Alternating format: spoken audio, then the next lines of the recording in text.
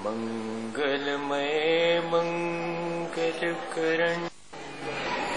वीतराग विज्ञान नमो आदि जाते भजे अर्हंता जो विद्यादि सागर सुधी जो विद्यादि सागर सुधी गुरु हैं हितैषी शुद्धात्म में निरत नित्य हितोपदेशी वे पाप ग्रीष्म ऋतु में जल हैं सयाने पूजूं हैं सतत केवल ज्ञान पाने पूजूं हैं सतत केवल ज्ञान पाने। बोले भगवान महावीर स्वामी की, दशदक्षिण पर्व की, आचार्य गुरु और विद्यासागर मुनि महाराज की।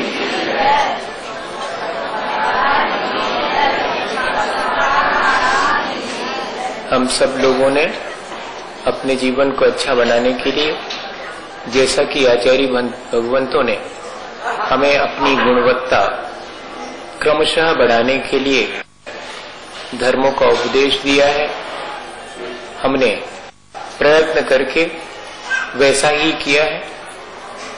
अपने जीवन में सहनशीलता, कोमलता, विनय, सरलता और पवित्रता लाकर के जीवन की सच्चाई को जानने का प्रयत्न किया।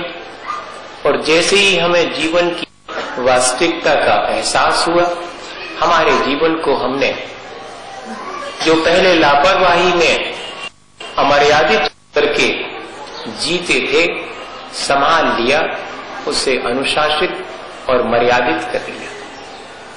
अपने जीवन को अनुशासित और मर्यादित करके जो जीता है, उसे अनायास ही बहुत सारी शक्ति संचित करने का अवसर मिल जाता है। जो शक्ति व्यर्थ के कामों में न हो रही थी, जिस शक्ति का अपव्यय हम कर रहे थे, वही शक्ति जीवन के अनुशासित होने से, संयमित होने से वो संचित होना शुरू हो जाए। उस शक्ति से हम जीवन को इस तरह तराशें, हमारे जीवन में परमात्मा की अभिव्यक्ति हो सके, हम अपनी आत्म शक्ति का उद्घाटन कर सकें, अपने आत्म स्वरूप को महसूस कर सकें।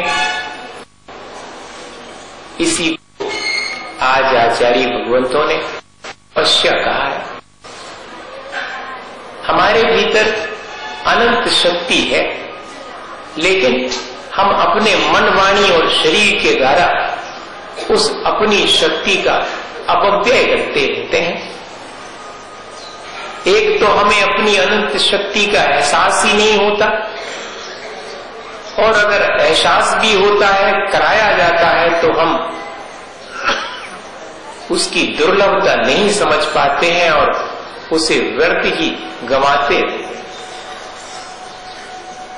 एक भिखारी था, जीवन भर 2-2 पैसे की भीख लोगों से मांगता रहा। कभी भी जीवन में उसने सुख का एहसास नहीं किया, न जो मांग करके खाया उसमें ही उसने संतोष रख के आनंद पाया, मांगता ही रहा और ये भूल गया कि मेरे पास भी कुछ है, कुछ हो सकता है, मैं उसकी तरफ भी ध्यान दूं। लेकिन अगर दृष्टि में बाहर ही कुछ है, बाहर ही सुख है, ऐसा अगर भाव और ऐसा एहसास अपने भीतर होता है। अपन 24 घंटे बाहर से ही सुख की खोज में लगे रहते हैं और अपने मन, वाणी और शरीर को उसी में लगा करके व्यर्थ नष्ट करते रहते हैं। सो वह भी जिंदगी भर लोगों ने देखा कि अभावग्रस्त बना रहा, मांगता ही रहा। एक दिन ऐसा हुआ कि उसका जीवन समाप्त हो गया। लोगों ने देखा कि भाई यह भिखारी तो परलोक चला गया। जिस स्थान पर बैठ करके भीख मांगता था वो स्थान इतना वक्त ही नहीं मिला कि उसे साफ सुथरा बना करके बैठे। सो वह स्थान भी उस भिखारी के वजह से अपवित्र हो गया। गंदगी चारों तरफ फैल गई। सो लोगों ने सोचा कि अब भिखारी तो है नहीं, यह गंदगी यहां से हटा देनी चाहिए। सो गंदगी हटाई, जो ऊपर ऊपर की मिट्टी मलिन हो गई थी उसे भी अलग किया। सो अलग करते ही, उस मिट्टी को हटाते ही जो विकृत थी सोने का घड़ा उसी के नीचे दबा हुआ लोगों को मिल गया। लोग हंसने लगे कि देखो, जिंदगी भर अपने नीचे ही खजाना दबा है, सो प्राप्त नहीं कर सका, लोगों से 2-2 पैसे की भीख मांगता रहा। अपनी शक्ति का एहसास ना करके हम भी जो विषय सुखों से सुख की आकांक्षा रखते और भीख मांगते रहते हैं, कहते सुख मिल जावे, ये चीज में सुख मिल जावे, जा चीज मिल जाए तो सुख हो जाए। ये भैया, सुख बाहर नहीं है, सुख तो मेरे भीतर ही है, ऐसा एहसास हो जावे। सो उस सुख को कैसे प्राप्त किया जावे? अपन जब इस प्रकार का उद्यम करते हैं वही तो तपस्या है। सो तपस्या करते लोग तो सोचते कि धूप में बैठो तो तपस्या कहलाएगी। संक्लेश पूर्वक जो तपस्या की जाती है वह सब तामसिक तप कहलाता है। जिसके करने में मजबूरी हो कि करना ही पड़ेगा और जिसके करने से अत्यंत संक्लेशित परिणाम हो रहे हों, बिना किसी आगमोक्त विधि विधान के ही जिसे किया जाए, वह सब तामसिक तपस्या कहलाती है। ऐसी तपस्या से अपना निस्तार इस संसार से होने वाला है। एक तपस्या और है जो अहंकार वश की जाती है, उसे राजसिक तपस्या करती है। ऐसा प्रदर्शित करते हैं तपस्या करके कि जैसे सबसे पहले हम ही ने करी हो। गीत गाते हैं कि हमने इत्योपास करे थे, इतनी मालाएं फेरी थी। ए भैया, पहले रुपया गिनती, अब माला गिनन लगे, का अंतर भाव है? जा बताओ, गिन गिन के थोड़ी की जाती तपस्या, अहंकार के लिए थोड़ी, दूसरे को बताने थोड़ी की जाती है। मेरे द्वारा 10 तप किए जाएंगे, उपवास किए जाएंगे तो मेरा बड़ा सम्मान होगा, ऐसी भावना से उपवास कर लिए। मान सम्मान की आकांक्षा से अपन ने बहुत बार तपस्या धारण करी है, लेकिन वैसी तपस्या से अपनी आत्मा की जो अनंत शक्ति है वह उद्घाटित नहीं होती। वो तो आत्मा को और मलिन बनाने वाली ही तपस्या है। वास्तविक तपस्या तो जिस तपस्या में भेद विज्ञान है, जो आगम के और गुरुओं के कहे अनुसार की जाती है और अत्यंत प्रसन्नता से, बहुत अहोभाव से की जाती है, वह तपस्या ही सात्विक तपस्या है। उसी तपस्या को करके अपन अपने जीवन को अच्छा बना सकते हैं। सो सात्विक तपस्या भी मन से भी की जा सकती है, वाणी से भी की जा सकती है और शरीर से भी की जा सकती है। जैसे वृक्ष में फल लगता है और पक करके कैसा हो जाता, उज्जवल हो जाता और रसवान हो जाता है, ऐसे ही जो मन, वाणी और शरीर के द्वारा सात्विक तप करता है, उसके भीतर परिपक्वता आती है, सरसता आती है और उज्जवलता आती चली जाती है। मिट्टी जो कि रास्ते के किनारे या कि नदी के किनारे पड़ी है, अगर कलाकार और कुंभकार के हाथ में आ जावे तो उसे घड़े की आकृति देकर के कुंभकार सफल बना देता है। घड़ा भी अग्नि में तप करके और अपने भीतर जल को धारण करने की क्षमता उत्पन्न कर लेता है। लोग उसे हाथों हाथ लेते हैं, जिस मिट्टी को छूना भी नहीं चाहते थे, जिसको पैरों तले कुचलने के लिए आतुर थे, उसी मिट्टी से निर्मित घड़े को सिर माथे पर रखते हैं, क्योंकि शीतल जल उसी मिट्टी के घड़े से प्राप्त होगा। घड़े की उपयोगिता कैसे प्राप्त हुई उसको? उसकी तपस्या से। ऐसे ही अपने जीवन में भी अपन अपने जीवन को, अपने मन, वाणी और शरीर को तपस्या में लगा करके उपयोगी बना सकते हैं। शीघ्र से तपस्या में आचार्य भगवंतों ने लिखा कि भगवान की ठाट बाट से पूजा अर्चना करना, तीर्थ क्षेत्रों की वंदना करना, गुरुजनों का विनय करना, हमेशा विनम्र प्रवृत्ति रखना, शरीर से हमेशा झुकने का भाव बना रहना, यह शरीर के द्वारा की जाने वाली तपस्या है। इतना ही नहीं, अपने शरीर को निरंतर धर्म के कार्यों में लगाए रखने के लिए तत्पर हैं। दुकान पर बैठे 5 पैसे का सामान कोई मंगाता है तो ऊंचे रखा है तो 10 बार उठते बैठते हैं, सो शरीर उसमें भी लगा और खड़े होकर के ठाट बाट से भगवान जिनेंद्र की पूजा कर रहे हैं, सो शरीर की शक्ति नहीं है। सामायिक करने को, पूजा करने को, धर्म के स्वाध्याय करने को, चर्चा करने को अपन कहते कि हमारा शरीर तो कमजोर है, हमसे होत नहीं है। ये भैया संसार के काम तो सब होत है। मेरे शरीर से मैं धर्म का कार्य नहीं करता हूं, दूसरे का उपकार नहीं करता हूं, दूसरे की मदद नहीं करता हूं, उसी शरीर के माध्यम से दूसरे का अपकार करता हूं, उसकी हिंसा करता हूं, उसको पीड़ा पहुंचाता हूं। ये थोड़ा सा परिवर्तन अगर अपन कर लें, उस शरीर के द्वारा भी अपन तपस्या कर सकते हैं। नहीं होता भैया किसी से एक आसन उपवास, तो का वो शरीर से तपस्या नहीं करते? कर सकता है।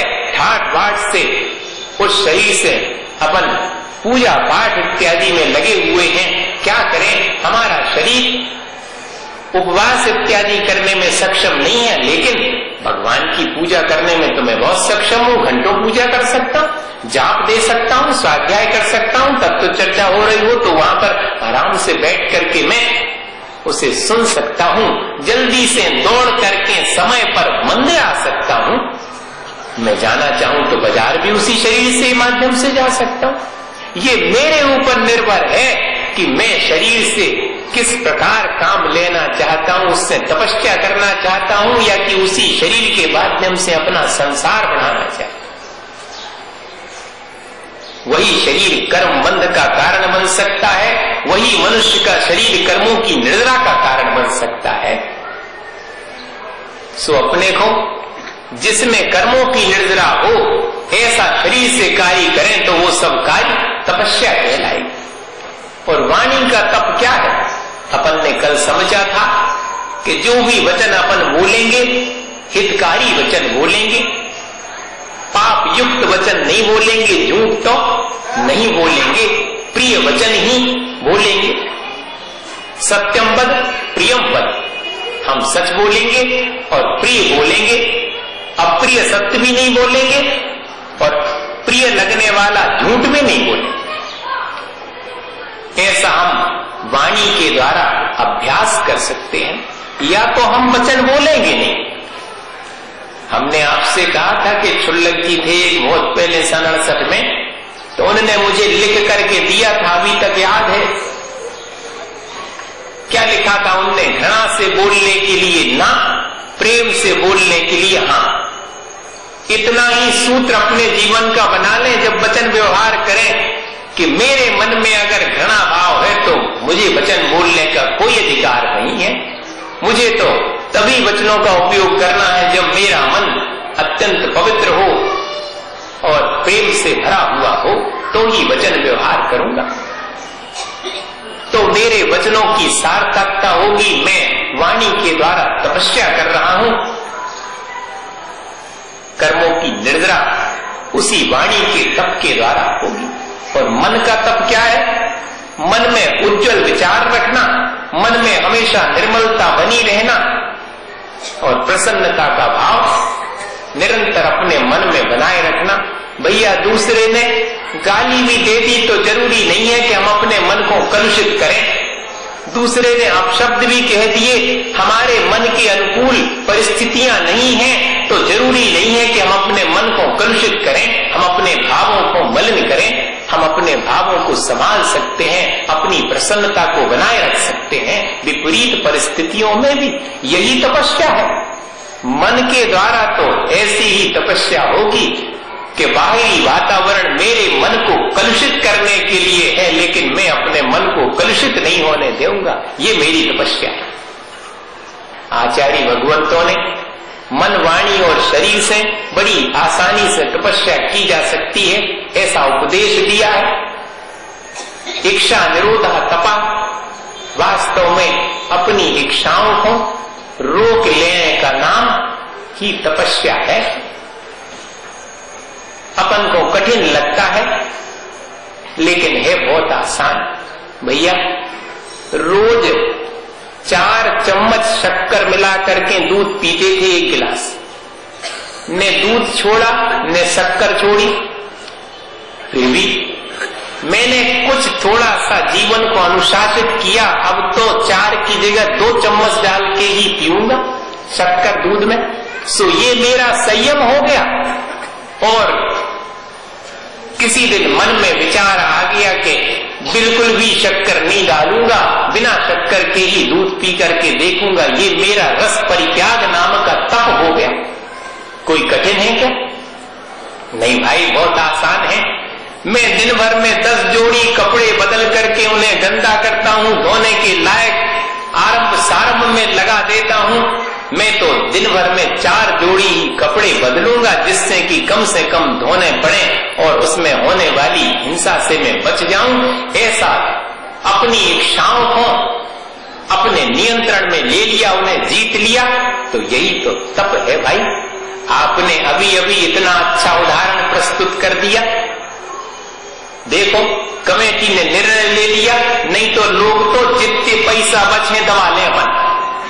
एक उन्हें वचन दें, सबरी मिटा दें। ऐसा करेंगे लोग, अनाप शनाप खूब खर्चा करेंगे, और या कि बिल्कुल दबा दबा के खर्चा करें, जितो बचे तो उतना धर ले, काम में आए फिर।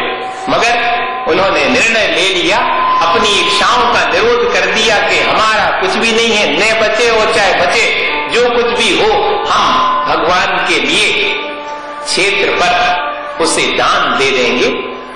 अत्यंत प्रसन्नता से अगर ऐसा अपन ने भाव अपने भीतर बनाया है, तो भैया क्षण भर में अपन ने मन का तप कर लिया।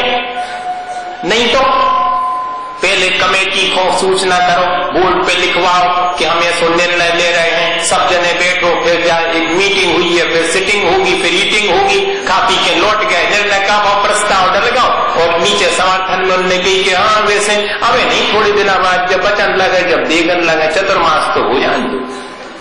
ऐसा होता, लेकिन अत्यंत साहस का काम है भैया अपनी इच्छाओं को जीतना। तो इच्छाओं को जीतने में ही अपन तपस्या करते हैं और तपस्या का आनंद ले लेते हैं। देखो, अगर इच्छाएं नहीं जीती और अपन ने तपस्या धारण कर ली तो क्या परिणाम निकलता है? सबको मालूम है कि सुभचंद्र आचार्य और उनके भाई तपस्या करने के लिए मुनि व्रत धारण करके और जंगल में विचरण करने लगे। लियो और कचू कह रहे, हाँ ठीक है। जिनवाणी के बाद भैया सब जन रुके रहियो, कचू और घोषणा उसना करने उनको भगियो में जाने की। तो क्या हुआ कि शिवचंद्राचार्य और उनके भाई तपस्या में लीन हैं।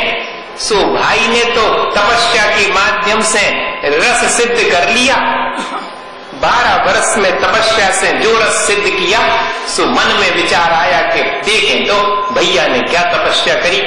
सो अपने शिष्यों को भेज करके भैया का पता लगाया। सो भैया तो बिल्कुल ही गरीब सी स्थिति में है, ऐसा उनके शिष्यों ने कहा। कैसे कपड़ा लत्ता तक नहीं हते, नगर थे, मुनि महाराज थे।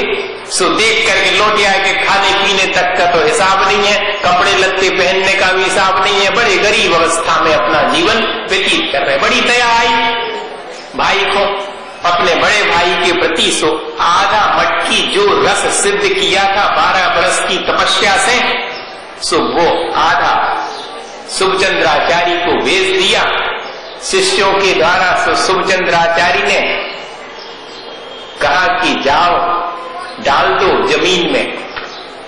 सब शिष्य घबराए कि हमारे गुरु जी ने तो इतनी तपस्या के बाद रस सिद्ध किया, वो कह रहे कि जमीन में डाल दो। इनको दिमाग गड़बड़ होगा, ऐसा लगने लगता अपने। जिस व्यक्ति से कुछ नहीं छूटता उसको कोई छोड़ता हुआ दिखाई पड़ता है तो लगता कि देखो तो जी बेकार में ऐसा छोड़ रहे, बड़ी मुश्किल से तो अपन ने ले पाओ, हमें दे देते तो अच्छे रहते हैं। ऐसा लगने लगता जैसे कि तंदुल मच्छ और साली मच्छ दोनों अपने भावों के द्वारा अपने अपने कल्याण और अकल्याण में उपाय कर लेते हैं। इसी प्रकार जब लौट करके आए शुभचंद्राचार्य के पास से सबरे शिष्य और कहा कि वे तो आपके भाई भैया तो थोड़े दिमाग उनको स्क्रू धीरे होगा है, उनने तो रस्सी बिकवा दिया। अब भैया को लगा कि चलो अपन चलो हाथ और लेके जो बच्चों है भैया को समझे हैं। सो पहुंचे। सो आधा रस जो बचा था वो भाई को भेंट करने लगे।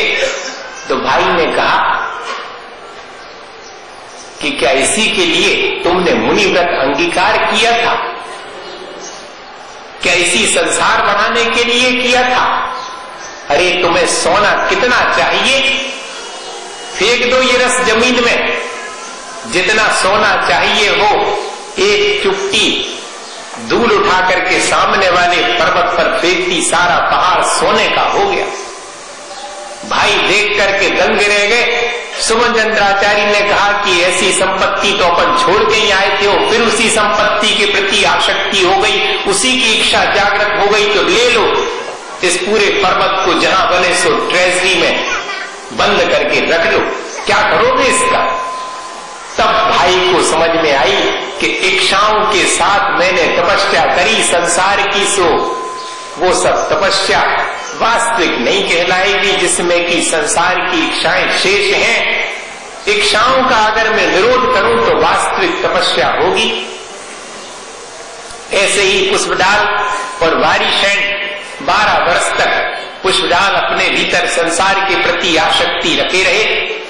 वारिशैन महाराज ने उन्हें संबोधित करके उनकी आसक्ति को दूर किया और मोक्ष मार्ग में लगाया, तपस्या में लगाया।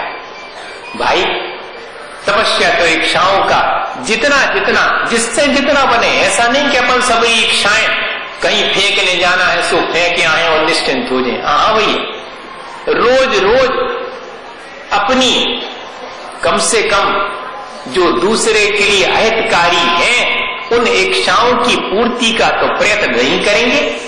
मेरे लिए जो कल्याणकारी है और दूसरे के लिए भी हितकारी है, ऐसी इच्छा पूर्ति करूंगा, अन्यथा मेरी बाकी इच्छाओं का त्याग है। इच्छाओं का मैं निरोध करता हूं। यही तपस्या मेरे जीवन में मेरे जीवन को सार्थक करने के लिए पर्याप्त है। कर्मों की निर्जरा कर्मशयार्थम तपते इति तपः। आचार्य भगवंतों ने लिखा कि जो तपस्या की जाए कर्म के क्षय के लिए, वास्तव में वो तपस्या ही श्रेष्ठ है, वही प्रशंसनीय है। अपन भी जो कुछ भी धार्मिक कार्य करें, उन सब का उद्देश्य क्या हो? अपना मेरे कर्मों की निर्जरा हो, इस संसार से मुझे मुक्ति मिले, मैं अपने आत्म स्वरूप को, मैं अपनी वीतरागता को प्राप्त कर सकूं, ऐसा भाव हो। चाहे पूजा करें हो, चाहे दान देवें, काहे के लिए? अपनी नाम बढ़ाई के लिए नहीं, अपनी प्रशंसा सम्मान के लिए नहीं। मैं तो सिर्फ कर्मों की निर्जरा, जो अज्ञानतावश मैंने पाप कर्म अपने भीतर संचित कर लिए हैं, उनको मैं निर्जरित करूं। ऐसी मन में ललक जिसकी निर्जरा की है, वही तपस्या को धारण करके अपने जीवन को सार्थक बना सकता। बहुत पहले की बात है, सन 1980 में आचार्य महाराज के संग सहित मुक्तागिरी से हम लोग विहार कर रहे थे। सो एक स्थान पर भूल से लोगों ने तो कुछ कहा नहीं, न लोगों से पूछते हैं। आचार्य महाराज ने तो अपना पिछी कमंडल उठाया और विहार कर दिया। अब तुम बाजे बजाओ करो, पीछे हल्ला कर करो, है कि नहीं? नहीं तो फिर बाजे से जाके पड़े, विहार भी बाजे से। बताओ, अब होने लगा ये। पहले इस तरह का नहीं था, ने आने में बाजे, ने जाने में बाजे। कोई प्रोपोगंडा नहीं, कोई आडंबर नहीं, और चल दिया। 9 किलोमीटर चलने के बाद एक बाइफर्केशन आया, सो क्षण भर रुक करके और आगे चले गए। वहां पर निर्णय थोड़ा सा गड़बड़ा गया, क्योंकि मालूम नहीं था कि ये रास्ता तो बहुत दूर 9 किलोमीटर और चलना पड़ेगा, तब पहुंचेंगे जिस गांव में पहुंचना। और अगर जो रास्ता छोड़ दिया था उससे जाते तो 3-4 किलोमीटर 5 ही में पहुंच जाते, वो चक्कर से जाना पड़ा। सो 1 किलोमीटर गांव रह गया, नहीं पहुंच पाए और रात्रि का अंधेरा घिरने लगा, संध्या हो गई। अब आगे गमन कैसे करेंगे, ऐसा आचार्य महाराज ने विहार स्थगित कर दिया और वहीं रास्ते के किनारे रात्रि विश्राम करने का विचार करने लगे। सो खेत में ही एक ऐसा झोपड़ी नुमा कुछ स्थान बना हुआ दिखाई पड़ा हम लोगों को। सो हम लोगों ने कहा कि महाराज वहां रुक जाते रात्रि में। 10-20 कदम चल के देखा तो हाँ, वास्तव में ज्वार के सिट्टे होते हैं बाले। सो वो तो निकालनी थी, उसमें अकेली डंठल बची थी। सो उस डंठल से नीचे का प्लेटफॉर्म बनाया था, ऊपर से तो खुला था, और 3 तरफ से उसी डंठल से बांध करके घेर दिया था, ताकि उसमें गल्ला इत्यादि रख सके। ऐसा किसी किसान ने अपने खेत में व्यवस्था करी थी। सो वो खाली पड़ा था, सो उसी में स्थान देख करके बैठ गए। रात्रि घिर गई, कहीं जाने का सवाल ही नहीं। 1 किलोमीटर दूर गांव है, वहां के लोगों को मालूम पड़ा सुबह 9:30 बजे रात तक आ पाए। अब सामायिक इत्यादि को जब बैठे, सो डंठल में जो कांटे थे वो धीरे धीरे हिलने पर चुभने लगे। तब समझ में आई कि मामला तो गड़बड़ है। और इतना ही नहीं, रात घिरने से ठंड बढ़ने लगी, सो ठंड भी लगी। और मच्छर महाराजों का बड़ा प्रकोप, वे तो झाका उठा के नहीं ले गए, नहीं तो उठा ही ले जाते। सो खूब उनने दंश मशक जितना हो सकता था भरपूर उस दिन आनंद लिया। अब हम लोग सब नए नए तो थे, इतने दंश मशक, इतनी ठंड और इतनी चुभन, उसे सहसा शांत भाव से सहन तो करना चाहिए था, लेकिन नहीं कर पाए। आचार्य महाराज तो अत्यंत प्रसन्न भाव से सब सहन कर रहे थे और अपने सामायिक में लीन थे।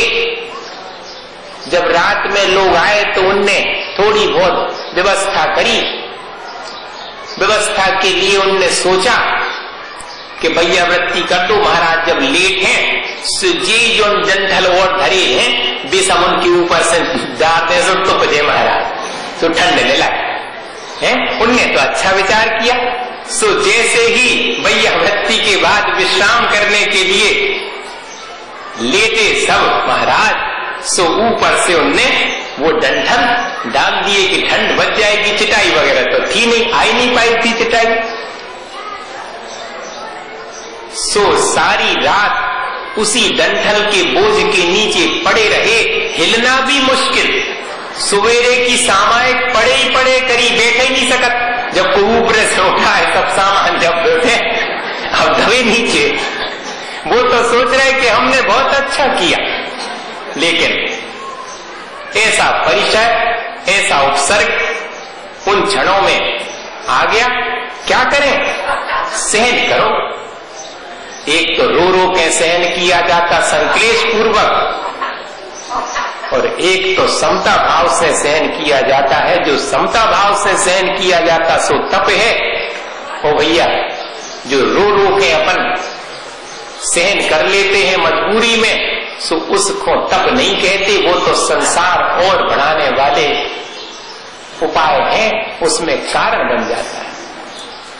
सवेरे उठे, जब हटाए डंठल, सो गमन कर गए आचार्य महाराज। हल्की हल्की सी जब धूप आई तो आचार्य श्री का कलर तो एकदम फेयर है, कहीं भी कोई स्क्रैच पड़ेगा तो साफ दिखेगा। सो सारे शरीर पर, हम लोगों के शरीर पर भी उस डंठल से स्क्रैच हो गए थे, लेकिन आचार्य महाराज के शरीर पर जो स्क्रैच थे वो स्पष्ट दिखाई पड़ते थे। रक्त झलकने लगा था उन स्क्रैचेस से, और उसमें जब धूप लगी तो चिनमिनाहट होना शुरू हुई। वो हम लोगों को महसूस हुई। तो कैसी हो रही होगी चिनमिनाहट, कैसी तकलीफ हो रही होगी, ऐसा कल्पना आचार्य महाराज के शरीर में हम लोगों के मन में ध्यान गया। सो आचार्य श्री की तरफ देखा तो आचार्य श्री तो बहुत प्रसन्न होकर के अपना विहार कर रहे। अब हम लोग तो भीतर भीतर कसमसा रहे कि कछु के लेते हैं। तो आचार्य श्री समझ गए कि इन लोगों से सहन नहीं हुआ, तो क्या बोले कि देखो शावकों का कितना उपकार अपने ऊपर, कि सारी रात अपने को कर्म निर्जरा के लिए अवसर प्रदान किया। बताओ, आप डांटते तो डांट भी सकते थे, अपना मन खराब करना था तो भी कर सकते थे कि देखो तो डंठल और डाल दिए और कष्ट दे दिया, और महाराज कह रहे हैं कि कर्म निर्जरा का इतना अवसर प्रदान कर दिया।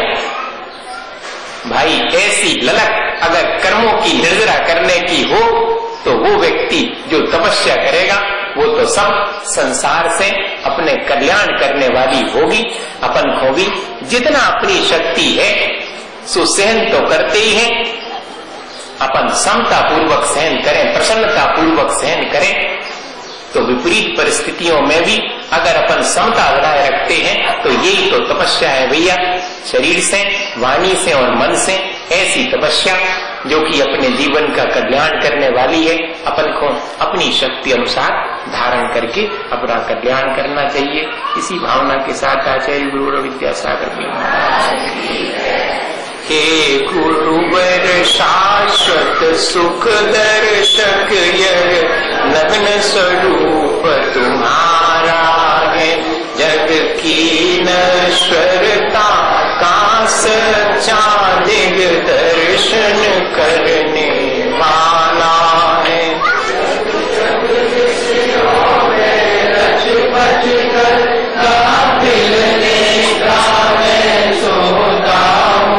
अथवा वह शिव के निष्कंटक पथ में विषकंटक होता हूँ। सन्नाटा बन में बन जारी